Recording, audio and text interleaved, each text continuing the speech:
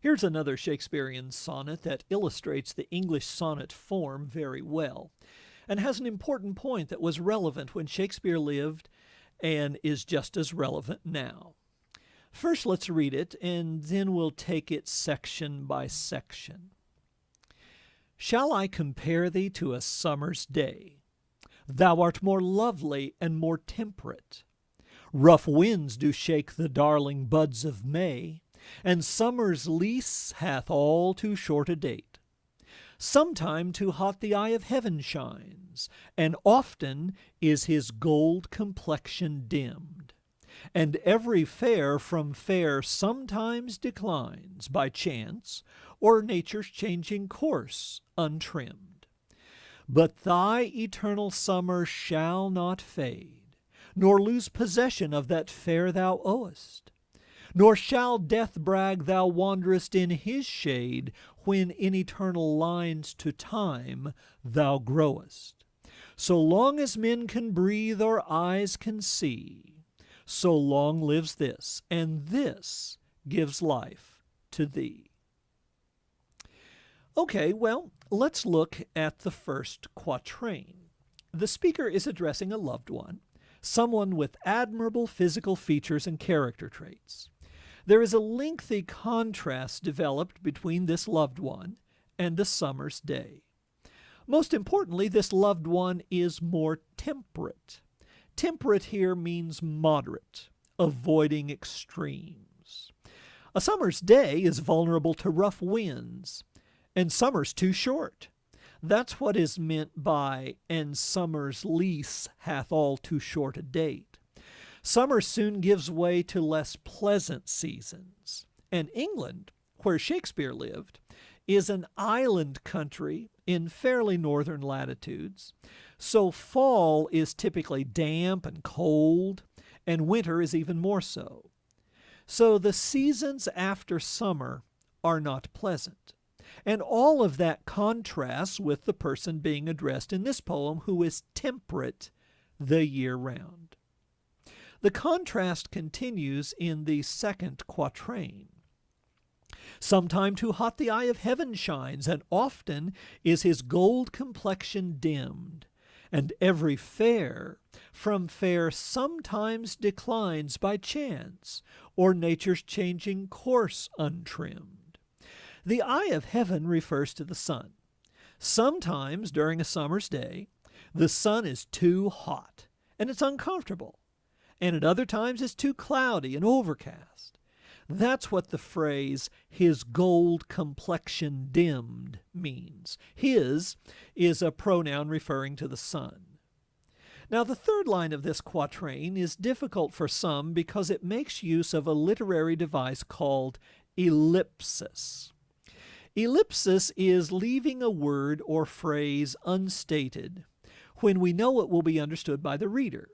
We do this all the time in conversation. Think of the sentence, he is taller than I. We go over this all the time in composition class. Is it I or is it me? Well, it's I because the word am is omitted. The sentence really means he is taller than I am. When we omit the am, we are using ellipsis. Or take this sentence. Shut the door. Okay, well, what's the subject of that sentence? The verb is shut. The object is door. There is no subject stated. We understand that the subject is you. You shut the door. That's another example of ellipsis.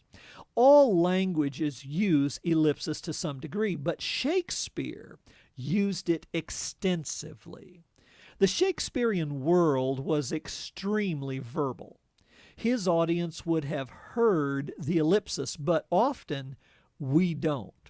Now, the problem with this line is the phrase fair from fair. What does that mean? Well, paraphrased, it would go something like this.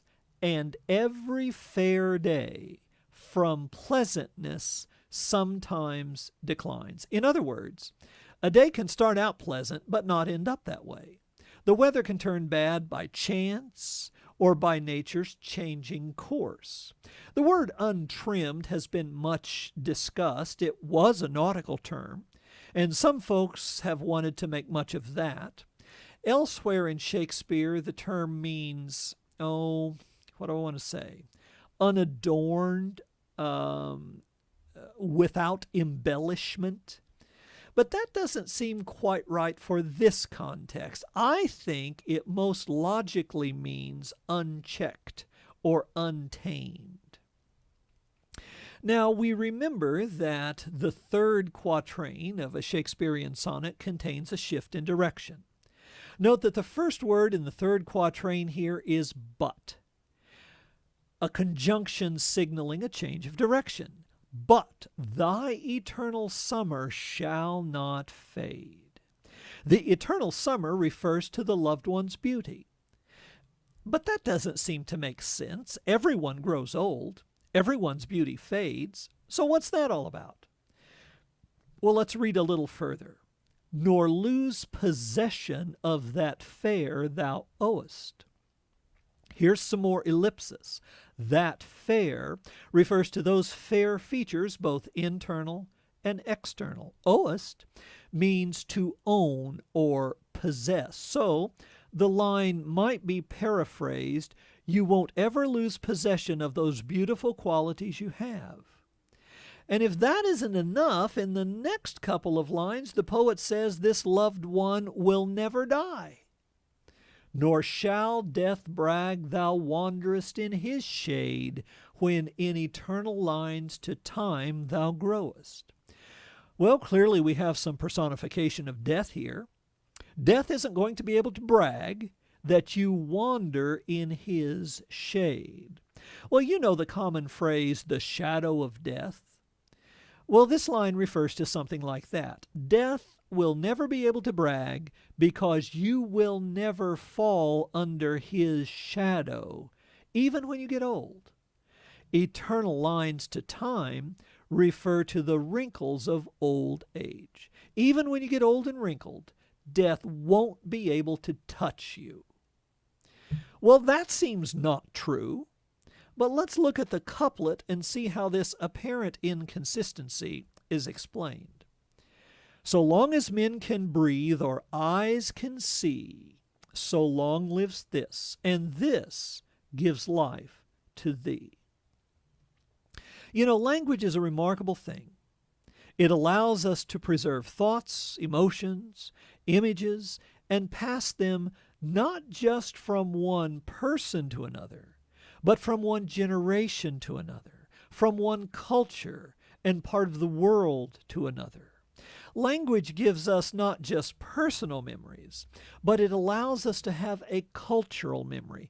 We can share the memories of others, and thus language can, in some sense, keep alive those who lived long ago, but who made an impression on others. That's what this poem is really about, the power of language to preserve and share impressions, feelings, ideas, and images. Let me quickly give you a personal example. Because I'm a really boring guy, I'm reading a book, which is kind of a dual biography of Theodore Roosevelt and William Howard Taft.